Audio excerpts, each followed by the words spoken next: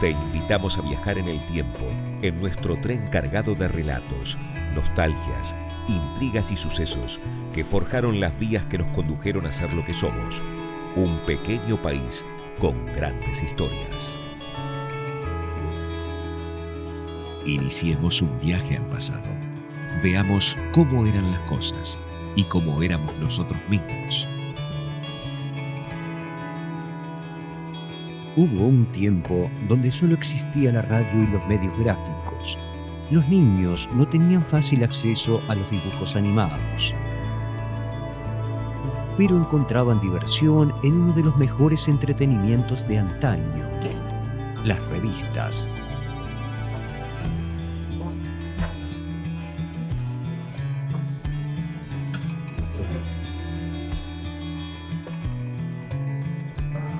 Proliferó el mercado de la impresión y aquellos que no tenían dinero suficiente para comprar las nuevas en los kioscos accedían a otro mercado que se había abierto, los cambios de revistas. Algunos funcionaban como comercios establecidos, mientras la mayoría lo hacían en casas de familia donde la publicidad era el boca a boca. Que, digamos, no existía el video, ¿viste? Ni la televisión tanto, entonces la gente lo que hacía era leer libros, revistas, historietas, fotonovelas. Alcancé a tener más de 20.000 revistas en funcionamiento, y un depósito lleno de que no las utilizábamos a veces porque ya estaban en desuso. Y bueno, y venía toda la familia, porque venían los niños a cambiar revistas, yo que sé, el Pato Donald, de Mickey, se leía muchísimo, por ejemplo, Paturuzú.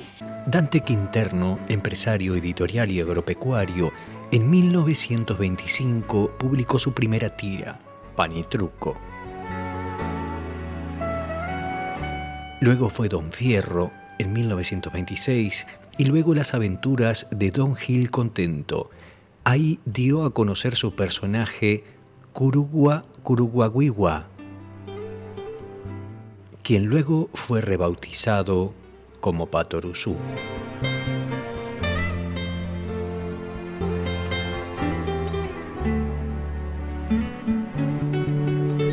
Dante Quinterno fue el primero en Argentina en editar un dibujo animado en colores.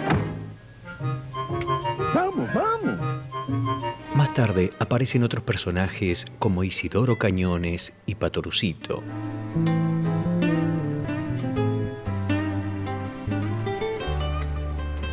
Desde 1936, la revista Patoruzú se transformó en una publicación independiente que en sus mejores momentos llegaría a vender 300.000 ejemplares semanales.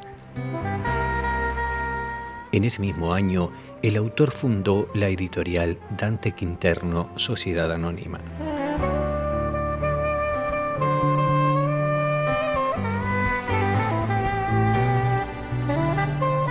Buena pregunta, me encanta hablar de toda esta temática de lo que uno leía cuando era chico, ¿no?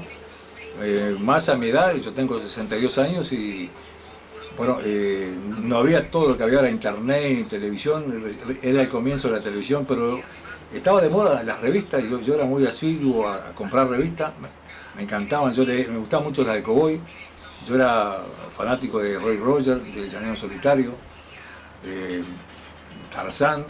Me gustaban todo ese tipo de películas, de revistas, ¿no? Que se compraban en el kiosco acá y que hoy por hoy ya no es muy difícil de conseguir, pero era fanático de las revistas, me encantaba todo ese tipo de revistas.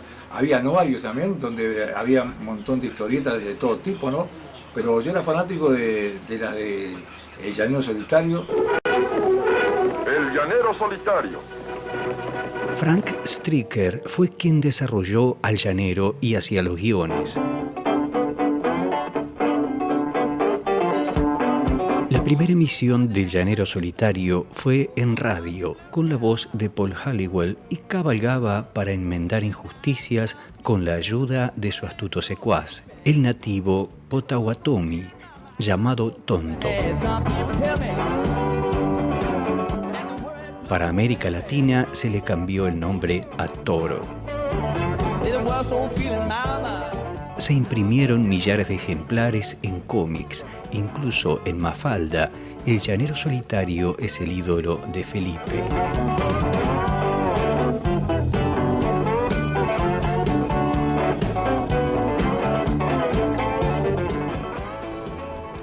Por allá por los años 60, 70, apareció la revista Selecciones del Reader Digest, que era como el YouTube de la época, ¿verdad? En una época donde obviamente el internet no existía.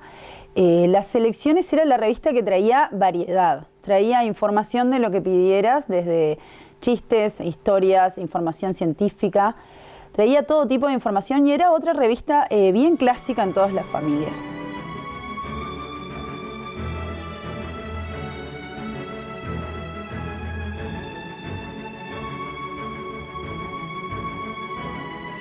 El cómic es un género que, a mi entender, digo, es arte, hoy por hoy es arte. Y habían distintos niveles de cómic. Teníamos el cómic argentino con aquellas series del Winca, el Tony, Cabo Sabino, aquí la Legión. Y bueno, después estaban todo aquel cómic que ya tenía más un origen yankee, el cómic típico de Estados Unidos que hoy por hoy los que somos fans de Big Bang Theory, un poco porque capaz que nos sentimos identificados con esa cultura un tanto nerd, un tanto retro, y consumía muchísimo los superhéroes. Hoy mi gran satisfacción, mi gran alegría es que mi nietito, que tiene 3 años, también se recuelga con las historias de Spider-Man, de Capitán América, de Superman, de Hulk, la Mole. Sí, la pequeña Lulú, Mafalda, todo eso, la revista, me acuerdo, de Cogoy había, de Geniautri, de Llanero Solitario, el fantasma de la selva aquel, es que era buenazo. Tenía un caballo que se llamaba Héroe y el perro se llamaba, un perro lobo, eso tenía, buenazo, Geniautri, los caballos me acordaba de todo. El llanero se llamaba Plata, el Geniautri se llamaba Campeón, el de fantasma, ¿cómo se llamaba el de fantasma? Héroe, se llamaba, me acuerdo de todo. ¿Qué tiempo aquello? ¡Bah!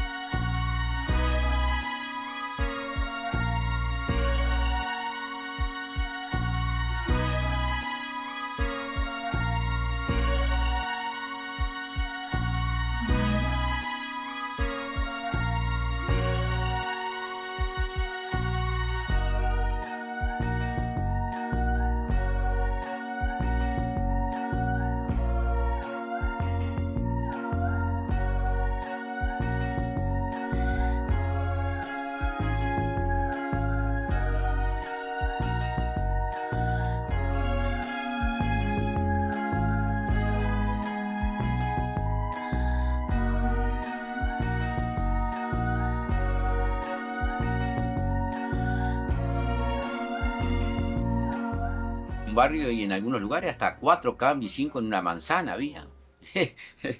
Ibas y pagabas un dinero y la cambiaba la revista. Yo no era mucho cambiar porque yo las coleccionaba. Una institución bien uruguaya era el canje de revistas, el canje de cómic. Éramos gurisas, teníamos un peso y íbamos al canje, entregábamos nuestras revistas viejas, cambiábamos por alguna que no hubiésemos leído y por muy poquito dinero generábamos todo el material de lectura para esas siestas interminables del verano, ¿verdad? Era nuestro entretenimiento en aquel tiempo, ¿verdad? Y hoy por hoy, volverlas a tener en mis manos, poder leerlas, poder tocarlas, me llevan a revivir de alguna manera esa niñez que pasé. Y también pasábamos tiempo inventando esos personajes de alguna forma, ¿no? Jugando con amigos, con mis hermanos. Y después, claramente, la soba de la vieja por las cosas que queríamos sacar o de alguna manera nos robábamos para jugar. Y ahí venían los problemas, bueno, y se terminaba un poco la diversión, ¿verdad? Había también revistas para damas. Me acuerdo que mi hermana, mi familia leían mucho también. Y bueno, había también revistas de telenovelas, ¿te acordás? Lo que hoy está en la televisión, habían revistas también de telenovelas.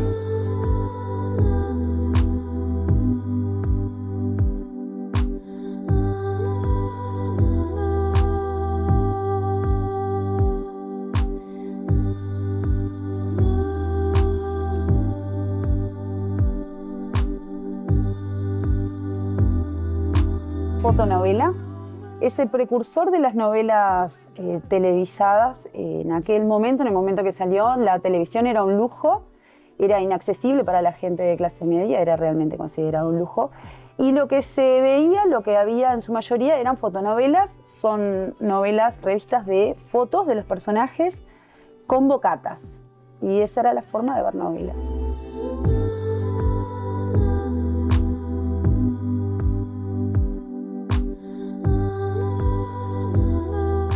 Las fotonovelas fueron muy populares a finales de los 60. Eran una especie de híbrido gráfico entre el cómic y el cine.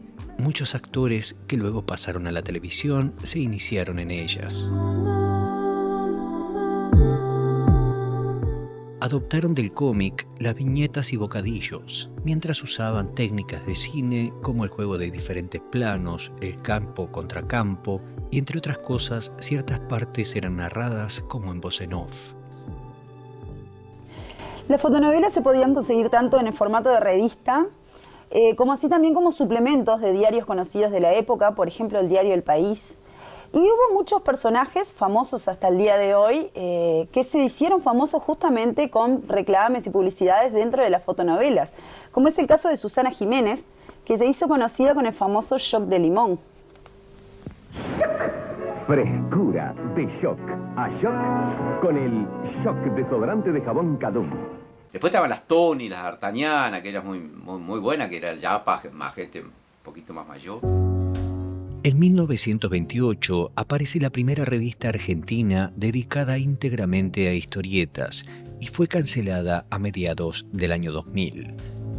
Fue lanzada por los hermanos Ramón y Claudio Columba en 1928 con una tirada inicial de 10.000 ejemplares, llegando luego a los 300.000 semanales. El Tony comenzó como una revista infantil. En el primer número aparecía Carlitos, una historieta sobre Chaplin.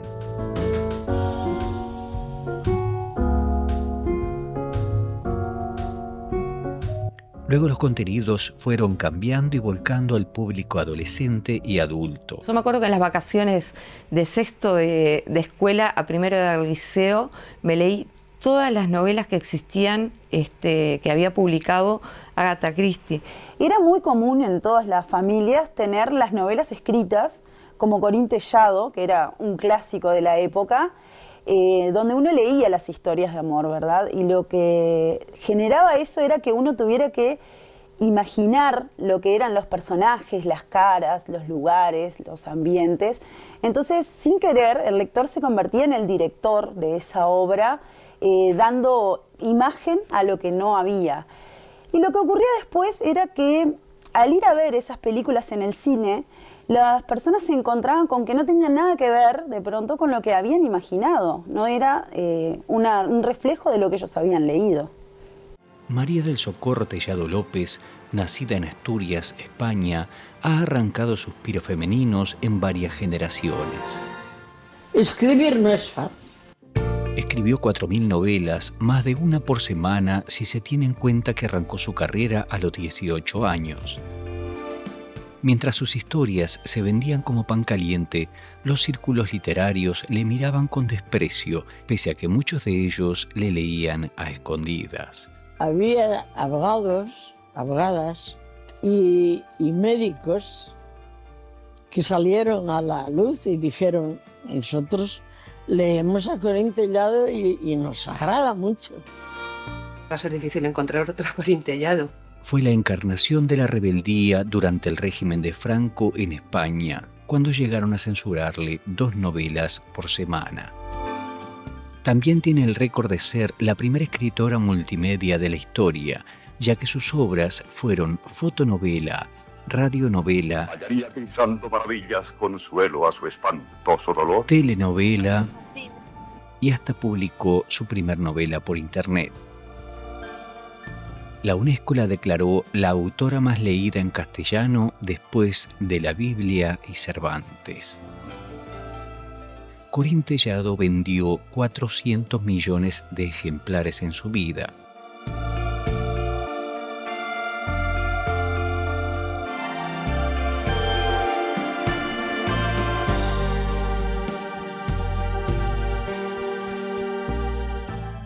También fui un fanático de Mafalda.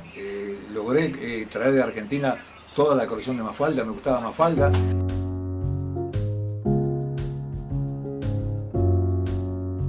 Mafalda fue la creación máxima de Quino. Era una niña, espejo de la clase media latina y de la juventud progresista.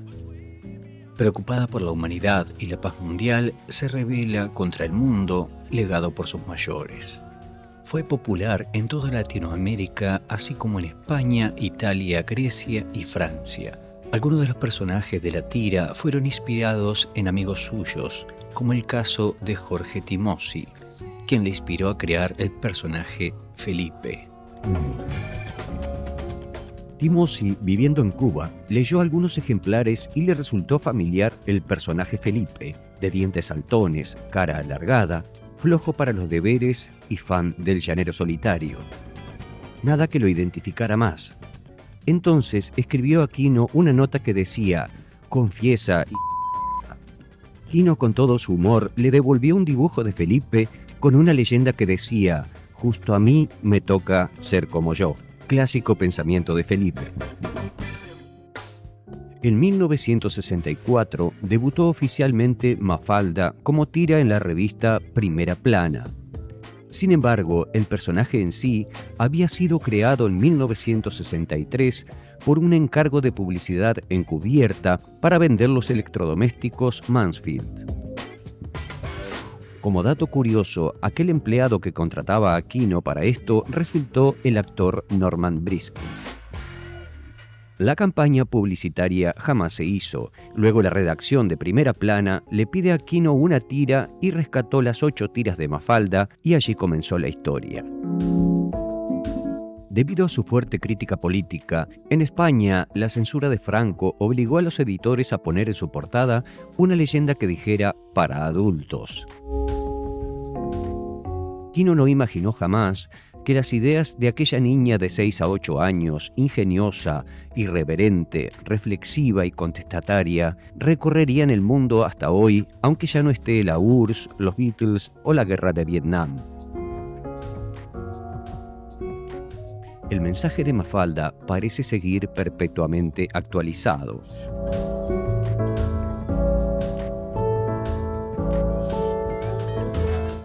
Contiene ironías permanentes, como su mascota, una tortuga llamada Burocracia. Su amiga llamada Libertad es bajita y pequeña. En el barrio Colegiales hay una plaza que homenajea a Mafalda. De una gran emoción, me halaga mucho la inauguración de una plaza que se llame Mafalda. Aunque la plaza de la tira en realidad es en San Telmo, Mafalda vivía en la calle Chile 371. En realidad, esta era la casa real de Quino. Hoy día, dicha casa lleva una placa recordatoria y es paseo obligado de algunos turistas y fans de la tira.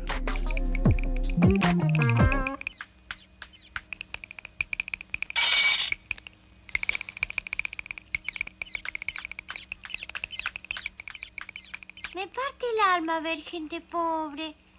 ¿A vos no? Yo no tengo nada contra los pobres, ¿viste? Todo lo contrario, creo que necesitan ayuda y protección. Y aún más, soy una convencida de que la gran mayoría de la gente que es pobre no lo hace por maldad.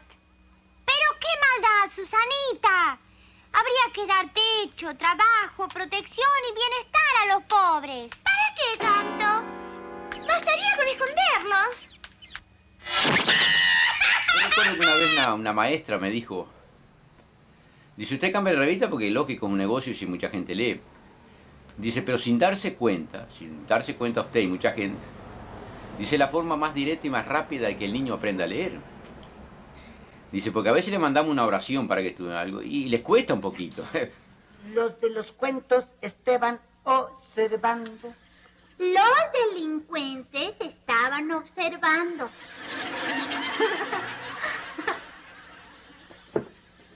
La fonda de la cuñada. El fondo de la cañada. Dice, en cambio, con la revista, se esfuerzan, pero tremendamente, dice, para interpretar la historieta, y de esa forma, dice, yo hallo, dice, que los niños que vienen acá y leen revista, dice, aprenden muchísimo más rápido a leer. Y bueno, fue un cambio que duró muchísimo tiempo, y la digo, después cuando, claro, empezó a aparecer el video, el cable, bueno, todas esas cosas, como todo negocio, empezó a desaparecer.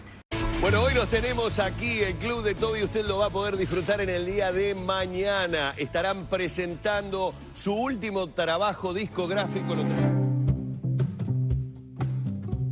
Este grupo uruguayo llamado el Club de Toby debe su nombre a la revista La Pequeña Lulú. Toby es el amigo de Lulú que toca el violín. ¡Guarden silencio! No, Toby. Es un violín, no un leño para la hoguera. No talles, deslízalo. Y además posee un club de amigos donde no permite la entrada a las niñas en su sede. Estupendo, el mejor club del mundo. Número 3, las niñas tampoco podrán ser miembros del club. Esto, si bien no es una característica del grupo, pero sí desde antaño la figura de Toby es el ícono de la caricatura del violinista. Amablemente me dejó salir antes. Lo hago tan bien que ya solo necesito media lección. ¡Ay!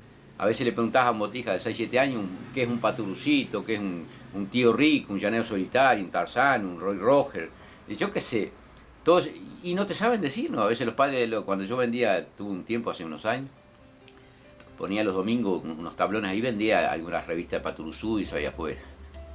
Y habían padres que a veces tenían los autos a los niños para que vieran lo que ellos leían cuando eran jóvenes. Y los chiquitos le preguntaban, papá, ¿y esto es lo que ustedes leen? Sí, esto es lo que nosotros leíamos. Que lamentablemente hoy, bueno, por la tecnología que tenemos se ha perdido, pero es decir, para quien lo vivió, gente como yo, fue una época maravillosa, ¿no? Vivir. No solo vivir, sino disfrutar también. La consecuencia que podemos ver hoy en día de toda esa generación del 60, el 70 y el 80, que dedicaba su tiempo a leer revistas, a fotonovelas, corintellados, selecciones, es toda una generación de gente que escribe sin falta de ortografía, sin errores sintácticos, gente que más allá del nivel de instrucción al que haya llegado, tiene realmente una capacidad de escribir llamativa en esta época en la que los jóvenes con el acceso a la internet están todo el tiempo viendo imágenes, viendo todo audiovisuales, y bueno, lo que pasa es que esta nueva generación de chicos realmente no lee en formato papel, lee muy poco y genera estos errores que se ven seguramente en todas las casas o en la mayoría, errores sintácticos, errores ortográficos de chicos que no han cultivado la costumbre de leer. En realidad una obra de arte, como yo considero que es el cómic, como puede ser la novela, como puede ser todo tipo de literatura, en realidad es patrimonio de aquel que lo puede leer, lo puede introyectar y lo puede de alguna forma transformar en su bagaje y de ahí en más transmitirlo de alguna manera.